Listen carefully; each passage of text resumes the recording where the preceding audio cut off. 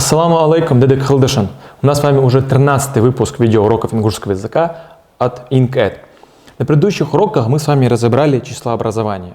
Ну как числообразование? Мы начали только говорить о нем и разобрали только первые 10 цифр, да? Ну и число одно. Сегодня же я поговорю с вами уже о числообразовании в целом. Как образуются ингушские числа, чтобы вы могли сказать любое число. Пусть даже 8945. Неважно, какое это число будет, вы сможете сказать любое. Так вот, я не собираюсь учить вас всем числам, чтобы вы все это заучивали. Нет, я собираюсь учить вас системе числообразования, понять, как она работает в ингушском языке. И выучив буквально еще 10-15 чисел, вы сможете сказать любое число, сможете назвать. Потому что заучивание — это путь не очень хороший, а вот понимание системы дает возможность вытаскивать это из своей головы в любой момент. Именно этим мы с вами сегодня займемся. Так вот, числообразование в ингушском языке довольно сильно похоже на числообразование во французском языке. То есть именно сама система у нас пересекается. Так вот, как я и говорил, для начала нам придется выучить немножечко чисел, а уже потом вы сможете спокойно все образовывать сами. Так вот, нам придется, на прошлом уроке мы до 10 считать научились, сейчас мы научимся считать до 20. Да, до 20 считать нам придется именно эти числа выучить, а дальше уже будет намного проще. Ну что ж, давайте с вами продолжим и выучим вторые 10 чисел. Цайтта – 11. Цайтта. Щитта – 12. Щитта. Койта – 13. Койта. Идитта – 14. Особенность числа 14 в том, что дитта имеет 4 разные формы на основе глагола. Да, то есть в зависимости от глагола to be точнее, то и меняется это число. Это единственное число, которое меняет свою форму. Например, битта h, да, будет через b, а не через d писаться. Или, например, 14 мальчиков, витта кяньки. То есть кяньк в, да, видите, что глагол to be, то глагол to be влияет на то, как это число будет выглядеть. Мы сейчас не будем на этом заострять внимание, мы пойдем дальше и потом уже вернемся к этому. Так вот, притта 15. Ялхаитта – 16, Вуритта – 17, Барейта – 18, и вот Треста – 19 и Тро – 20. Все. То есть 20 основных чисел мы первых выучили. Вот это именно те числа, которые надо выучить. Дальше уже выучить нужно буквально 4 или 5 чисел, именно выучить. Остальные мы уже просто выводим самостоятельно. Их учить не обязательно. То есть у нас нет такой системы, как в русском языке, что на каждую десятку приходится новое число, которое надо выучить. Тут этого нет. Тут их меньше. И это пересекается с французским языком, как я говорил вам. На самом деле довольно удивительно, как в нашем языке много разных параллелей с другими языками. Глагол to be – английский язык, числа – французский язык. И есть еще много разных параллелей. Если вы знаете какую-то параллель с каким-то еще европейским или еще каким-то языком, который вы знаете, напишите об этом в комментариях, мне и другим людям будет очень интересно с этим ознакомиться на самом-то деле. Ну а что ж, мы с вами идем дальше, числа мы с вами выучили, теперь мы учимся выводить все остальные числа. Ну что ж, мы разобрали числа до 20, теперь пора учиться говорить все остальные числа. Ну что ж, далее все идет намного проще, учить ничего не нужно уже. То есть мы уже дальше, довольно просто, трэца 21, трэщ 22, трэит 23 и так далее. Не будем все эти цифры повторять, не имеет смысла. Вы и так уже поняли, куда мы идем. Но вопрос возникает тогда, когда мы говорим 29, трэис, и надо сказать 30. И на ингушском мы скажем трэит, хотя ит это 10, а то это 20. И мы получаем фразу по типу 20-10, если переводить ее дословно. Но это будет означать 30. Трэит, 20-10. Да, вот такая система у нас. Кажется странным, но, например, как я говорю, во французском языке ровно то же самое. Трэит, 30. Дальше все проще. Трэцайта, 31. 20-11. Трэщитта, 20-12. 32. И так далее до 39. Трэтреста, 20-19. Фраза треста немножко не похожа на то, как мы говорили. Точнее, так вот, она немножко видоизменилась, но смысл тот же. То есть 20, 19, 39. И мы доходим до 40. Кто-то сейчас может сказать, а 40 будет там тре-тре, да, там 20-20. Но нет, не все так просто. И тут возникает новое число уже. Да, то есть в перерывах между 20 возникает, с перерывами между 20 возникает новое число. Шоустра 40. И все точно так же. Шоустра ца 41, шоустра щи, шоустра ко, шоустра ис 49. И снова 50, шоустра ит 50, 40, 10, 50. Дальше шоустра койта 53, шоустра барейта 58, шоустра трест 59. И опять мы снова доходим до 60 и снова новое число. Коустра 60. Ну что ж, давайте продолжим. И далее у нас идет, мы разобрали цифру 60, коустра, и у нас новая двадцатка, да? Коустра ца, коустра щи, коустра пр, коустра ис 69, коустра ит, да, 60, 10, 70. И по той же аналогии продолжаем. Коустра барейт 78, коустра трест 79. Все, новое число. Дестра 80. Дестра ца, дестра щи, дестра ис, дестра ит 90. Дестра цайт, дестра щит, дестра прит и дестра трест 99. Все. Дестра трест 99. Все. Почти первая сотня практически закончена. Вот, но теперь у нас уже полностью все, то есть новое, да, такой новый порядок идет. Бя – это 100. Просто бя, да, как бы ничего сложного. Например, скажем, 110 – бя ит, 125 – цабя тре пх, 125. То есть, по сути, мы просто прибавляем бя и дальше уже говорим нашу последовательность. Но, опять же, 100, 200, 300 этого тоже нет. Например, там, сказать 200, мы скажем 2 сотни, щ, бя, то есть 2 это у нас щ, а бя это 100, то есть щ, бя, ко, бя, ди, бя, пх, бя, ялх, бя, орх, бя, барх, бя, ис, бя, то есть 9 сотен, 8 сотен, 7 сотен. Мы просто прибавляем как бы цифру, и потом пишем бя.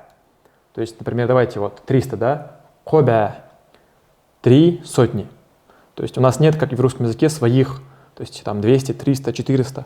Мы просто говорим 3 сотни, 4 сотни, 5 сотен, 6 сотен и так далее. Давайте скажем какое-нибудь число. Пусть будет, давайте 999. Да, хорошее число, да, все-таки. Мы скажем ис бя, то есть 9 сотен. Теперь вспоминаем, как у нас будет 99. Это дестра, то есть 80, и еще 19. Дестра,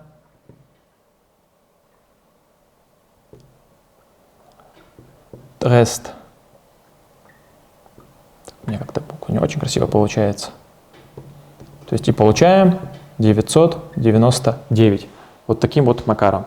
На самом деле все довольно просто. Нужно просто эти фразы, вот эти именно сложные фразы выучить, да, которые нужно именно учить, именно числа точнее. А остальные уже можно просто выводить. На самом деле все довольно просто. Это можно освоить буквально там за 30 минут. Если вы проведете за этим, если вы сейчас сядете разбираться в этих числах, попробуйте сами все это накидывать, ну, конечно, учитывая то, что мы здесь сегодня разобрали, повторяя это, вы довольно быстро все это освоите. На самом деле все это очень просто, ничего сложного в этом нет.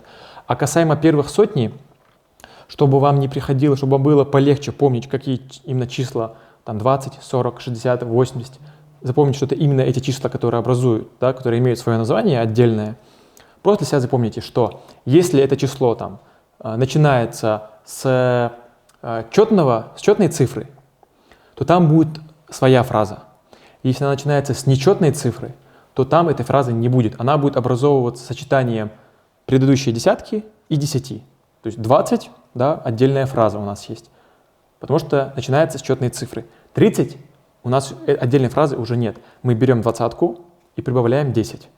Да? 40 начинается с четной цифры. У нас отдельное число. Да? 50 начинается с нечетной цифры. Отдельной фразы нет. Берем предыдущие 40, прибавляем 10, получаем 50. И также до сотни, да, то есть 60 отдельная фраза, 70 ее нет. 80 отдельная фраза, 90 ее нет. Ну, 100 это, конечно же, уже отдельное число, бя, да. А дальше уже просто прибавляем цифру сотни, первую цифру сотни, которую мы хотим назвать, и прибавляем бя. Ца бя, щ бя, ко бя и так далее до 1000. Мы с вами уже назвали, да, самую большую фразу, первые 1000. Самое большое число, первые 1000. Ну, кроме самой 1000. И теперь у нас последнее, что нам остается выучить, это 1000. 1000 у нас будет, давайте я напишу прямо при вас. Эзер. Это 1000. Все. То есть и тем же макаром ца-эзер, щи-эзер, ко-эзер, де-эзер. Давайте выберем какое-нибудь сложное число. Да? Давайте это сотрем и скажем с вами какое-нибудь число посложнее. Надеюсь, то, что я бросил маркер, не сильно ударило вам в уши. Давайте скажем. Давайте вот я, например, давайте назовем год рождения. Да? Я родился в 1999 году. И как это будет звучать на ингушском? Эзер из бе дестра трест. 1999. Да? А если, например, был бы 2999, было бы щезер из бе дестра трест. На самом деле очень простая система у ингушей. Она позволяет, зная буквально там, 10-15, нет, 20 чем-то чисел, дает тебе понимание всей ингушской системы числообразования. Тебе не нужно учить первую сотню, потом учить тысячи. Тебе надо просто выучить 20 с чем-то чисел, и все, ты знаешь все ингушское числообразование. Довольно просто на самом деле. Вот эта система, продуманность этой системы, мне она нравится на самом деле, потому что она позволяет учить все это намного проще. То есть она не требует от тебя заучивания, да, слепого, она требует от тебя понимания. Пойми систему, и все, у тебя проблем не будет. Вот что говорит нам наш великий ингушский язык. Ну, и на этом числообразовании мы заканчиваем. Давайте еще для закрепления разберем пару чисел, и потом мы с вами уже перейдем к нашей следующей рубрике. Так вот, давайте сейчас для примера разберем еще пару чисел и уже перейдем к нашей следующей рубрике, как я обещал. Так вот, у нас самое большое число, да, до 10 тысяч, это 9999. И как мы его составим? То есть мы думаем, так, 9999, 9000, из эзер, да, все. Дальше пишем. Потом видим, что у нас 900. Да, мы просто так разбиваем, да, то есть на 9000 плюс 900 плюс 90 плюс 9. Мы так делаем такой разбор, и это помогает нам максимально просто вот все это построить. Из эзер 9000. Далее у нас 9 сотен. Так, из бе. Так, все отлично. Далее мы вспоминаем, что у нас 99. Так, мы смотрим, что у нас 99, первая цифра этого числа, она нечетная. Соответственно, это будет не отдельная фраза, а предыдущая десятка плюс то, что мы имеем. Какая у нас предыдущая десятка до 90? Это 80. Мы вспоминаем, что 80 у нас это дестра, и остается еще 19. Дестра это трест, точнее. Трест. Дестра, трест. Все, смотрите, вот такой разбор, да, вот так разбить число на составные части поможет нам легко все это посчитать. То есть вот так вот разбили. И потом просто вот так соединяя все это в единое число, мы все построили. То есть не надо именно помнить все числа. Можно просто разбивать их на составные части, и тогда у нас легко все это получится. Давайте следующее число. 5622. Так, вспоминаем. 5000. Пхезер, да? 5000. Все. Остается еще 622. 600. 6 сотен. Ялх бе. Далее 22. Смотрим на то, что у нас 22 это первая цифра этого числа, она четная, значит, это будет отдельная своя фраза, да? Тре. Ну, 20, но пишут, когда 20 там, с чем-то, пишут тре. Тре, щи, да? Все. 22. Соединяем все это, получаем пхезер, ялхбе, тре, щи. Очень просто. И давайте последний пример для такого окончательного закрепления. 7348. Звучит страшно, да, на самом деле, когда думаешь, так, как это сейчас посчитать? Но, опять же, разбиваем на составные части и выносим свой ответ. 7000. Значит, Ворх эзер, да? Ворх это 7, эзер 1000. Ворх эзер. Все, остается еще 348. Так, 300, 3 сотни. Остается еще 48. Смотрим на то, что у нас первая цифра этого числа, она четная. Да, 4 четная цифра. Соответственно, у нас будет отдельная фраза. Шоустра, да, вспоминаем. Шоустра. И остается еще восьмерка всего лишь. Шоустра барх. То есть даже можно даже не так, вот как я тут делал, можно даже вот такой разбор сделать. Вот так и вот так. 7348. Просто. И потом просто соединяем все это в единую кучу, получаем наше число. Первое время, когда вы будете это делать, первое время будет немножечко неудобно все-таки. То есть пока вы посчитаете, пока вы все соедините, но, конечно же, все это очень быстро доводится до автоматизма, что вы очень быстро будете любую из этих фраз говорить. Давайте я попробую просто на ходу придумать какое-нибудь число, вспомнить, и давайте на ходу с вами его скажу. Давайте, пусть будет это 4800, там, не знаю, 63. Это будет диэзер, барбя, коустоко. То есть, видите, на ходу все это делается. То есть мне не требуется много времени, чтобы это все построить, всю эту единую систему, потому что с небольшой практикой это очень быстро доводится до автоматизма. Так что и она и у вас появится, потому что если вы будете немножечко практиковаться. Попробуйте эти цифры записать, все эти числа, цифры. Ну, конечно, надо выучить некоторые, а остальные уже просто строить по правилу, которое мы с вами изложили. То есть правило разбивки числа на составные части. Разбиваем число на составные части, легко выводим любое число. Ничего сложного нет, я уверен, что вы с этим справитесь. Ну, а мы идем дальше. Ну, а теперь мы поговорим о нашей новой рубрике. Наша новая рубрика будет заключаться не в изучении ингушского языка и правил ингушского языка. Далее мы будем говорить об ингушских не то чтобы традициях, а таких правилах поведения в ингушском обществе. Так как довольно часто многие ребята попадают в просак, потому что не знают каких-то элементарных правил, которые приняты при обращении со старшими, с гостями, еще какими-то людьми там, на мероприятиях, на свадьбах и еще там, где бы то ни было. И эта рубрика, которая появилась на свет благодаря предложению ассоциации ИГАЛ, это целиком их идея, и мы, конечно, с радостью ее внедрили, потому что я считаю, что это на самом деле очень полезно, потому что довольно часто даже своим друзьям мне приходится советовать, как им себя вести, что им делать. И порой я стою рядом с ними и говорю им, что им делать, когда им встать, когда сесть, что сказать, как их, знаете, такой тайный помощник.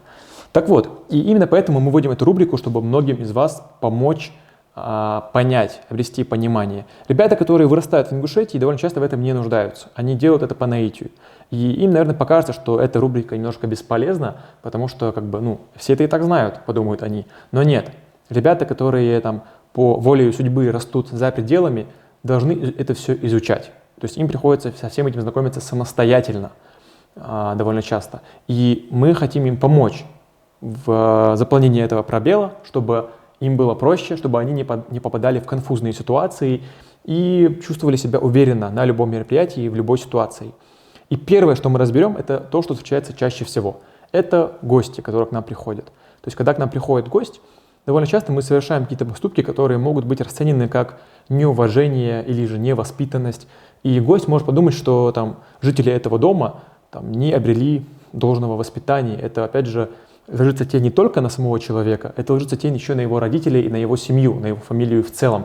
Поэтому правильное обращение с гостями – это очень важный момент в ингушском обществе, так как все-таки гостеприимство является одним из важнейших таких столпов ингушской культуры. Мы всегда гостеприимны, мы всегда окажем нашему гостю самую великую честь, и чтобы он чувствовал себя максимально комфортно, максимально важно, чтобы человек, который приходит к нам в гости, должен ощущать себя неким королем. Он должен понимать, что в этом доме ему всегда будут рады. Мы знаем немало ситуаций, когда еще в древности мы слышали о том, что если в твоем доме гость, и даже если за ним придут люди забрать его, ты не имеешь права его отпускать. Ты должен сражаться с людьми, которые пришли его забрать, даже если какой-то преступник, но он пришел к тебе в гости, и ты принял его в свой дом. Даже если за ним потом придут, ты не имеешь права отдавать его, потому что это твой гость. И довольно часто наши люди еще в древности попадали в тяжелые ситуации, когда их преследовали, когда им мешали жить представители закона, еще кто-то, только потому, что этот человек был их гостем. И дабы не опозорить себя, свою семью, свою честь, они шли на очень такие прям сильные поступки, потому что гостеприимство было для них в первую очередь. Так вот, и сегодня мы поговорим, конечно же, сегодня все намного проще. Сегодня мы поговорим о том, как принимать гостей, как нам себя вести, когда к нам приходит гость. Давайте представим ситуацию, да, то есть мы сидим дома, к нам приходит гость. Конечно же, мы все должны спуститься, то есть или спуститься, или подойти к двери, потому что все члены семейства должны принять гостя. То есть гость, приходящий к нам в дом, должен увидеть их всех сразу. Сейчас, на самом деле, довольно часто такого не происходит. То есть, так как кто-то может не узнать, кто-то не знал, кто-то там еще что-то делал, спал, неважно, учился. Но, тем не менее, по правилам, так как должно быть, гости должны встречать все сразу. То есть, если появился гость, мы все должны подойти к воротам, ко входу в дом и встретить его должным образом, чтобы он увидел всех членов семьи сразу. Как только гость пришел, мы, конечно же, провожаем его за стол, чтобы он сел. И есть такое понятие, как марье. Марье. Так, что-то маркер. Почему-то наш маркер подводит нас. Так, давайте. Вот, все, расписали. Марье. Марье – это почетное место. Марье.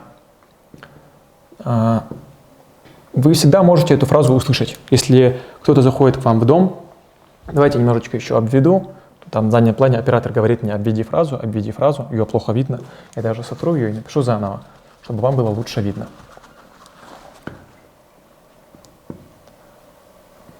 Так вот, марье. Марье – это почетное место за столом. Давайте я нарисую нам небольшую картинку, которая поможет нам лучше понять. Ну, давайте представим, что это стол. Больше похоже на камень, но давайте такой вот, у нас такой бесформенный стол. Да? Вот это стулья, например, у нас. Там, вот так стул, вот так стул, вот так стул, так стул, вот так стул, вот так стул и вот так стул. А давайте вот тут у нас, или давайте вот тут. У нас будет дверь, да, то есть дверь, которая ведет в данную комнату. И какое же место у нас будет почетным в такой комнате? Вообще в любой культуре другой почетное место – это во главу стола. То есть вот это место появляется почетным в любой культуре. Но у нас почетные места будут вот здесь. Вот будет почетное место. Вот тут, скорее всего, будет сидеть наш гость. То есть мы посадим его на это место. Сами мы садим где-нибудь вот здесь, вот здесь, вот здесь, вот здесь, или же вот здесь, там, да. Но это место мы всегда оставим гостю, потому что это почетное место, это главное место. То есть, говоря человеку: садись на марьевал, говорят ингуши, марьевал, или же просто марвал. Марвал, как бы, садись на почетное место. И человек, гость, садится на это место. Мы никогда не имеем права садиться на почетное место, даже если у нас нет гостя, мы просто находимся дома со своими там родными братьями, сестрами.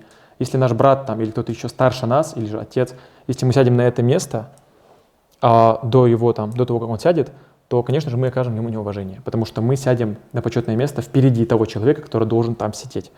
Этот момент, на самом деле, нужно контролировать, потому что часто на это могут обратить внимание и показать вам, что вы поступили неправильно. На самом деле такие ситуации происходят со всеми. Даже со мной в детстве такое часто происходило, что там, находясь в доме с своими там братьями, двоюродными, там еще кем-то, я садился на это место, и мне указывали на то, что я совершил ошибку, что я сел на почетное место вперед своего брата, своего старшего брата, так как я не имею права садиться на это место, если столом есть он. Если там будут только те, кто младше меня, там, да, мои родственники, которые младше меня, то тогда, да, конечно же, за почетное место сяду я.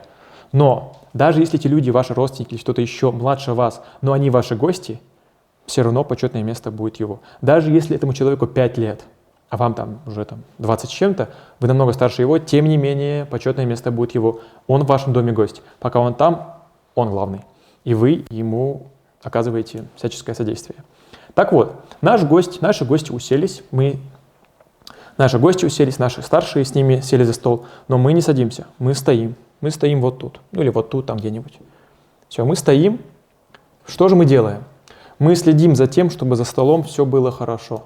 Наша задача следить за тем, чтобы каждому гостю, сидящему за столом, или там нашим родным, которые сели с ними, тем, кто постарше, чтобы им всего хватало за столом, чтобы мы должны следить за тем, чтобы ничего ни у кого не кончалось.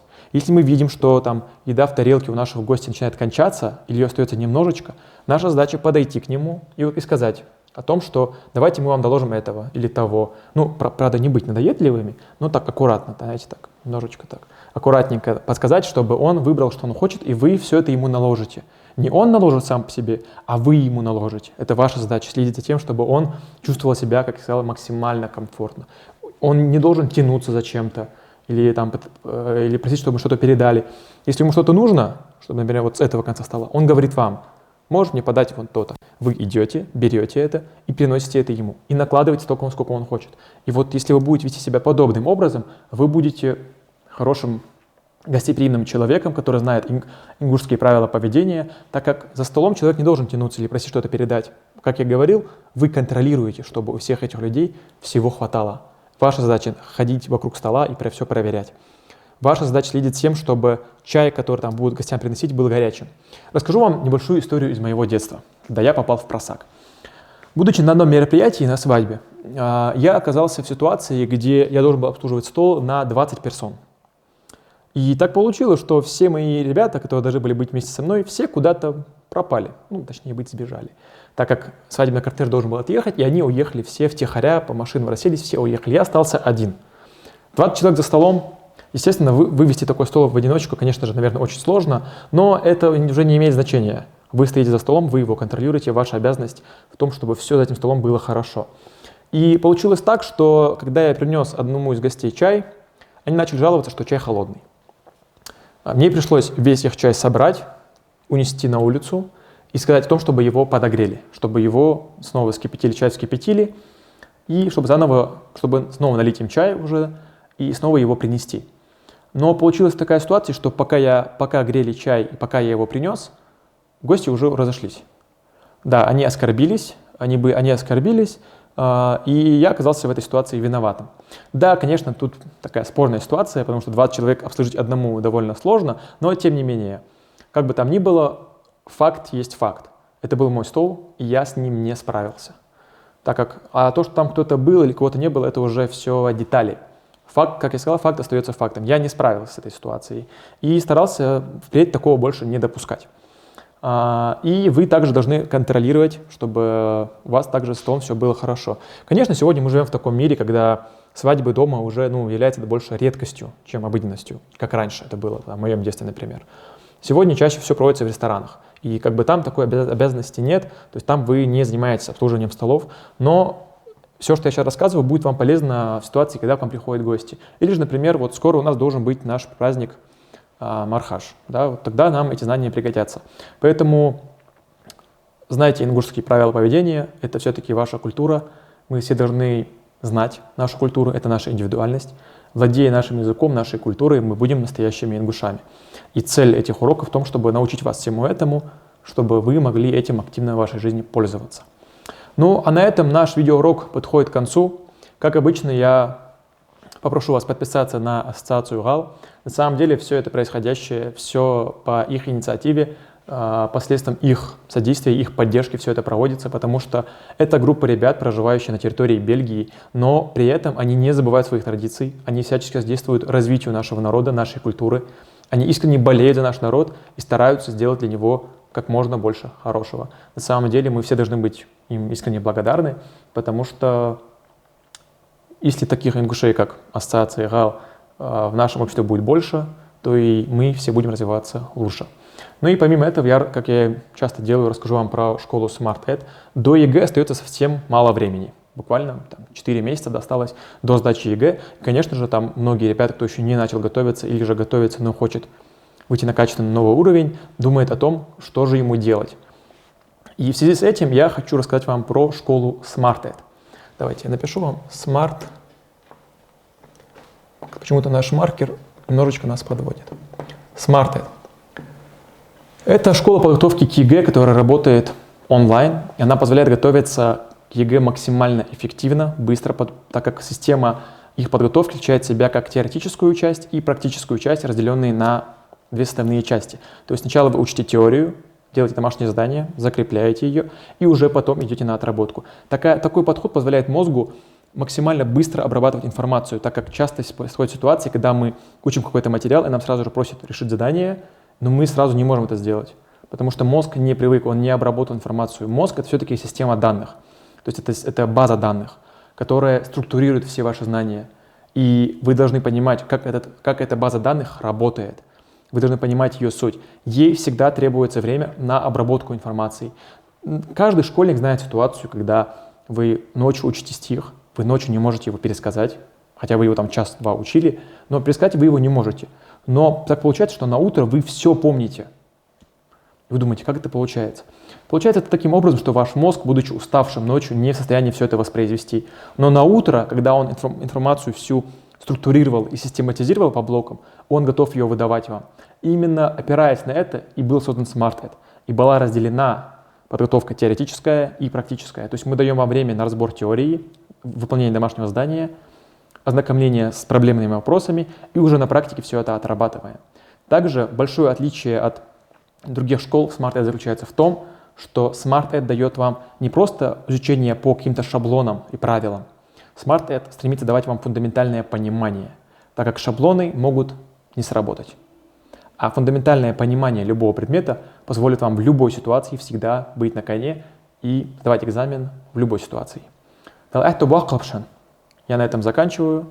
Адика хилашин. Ассаламу алейкум.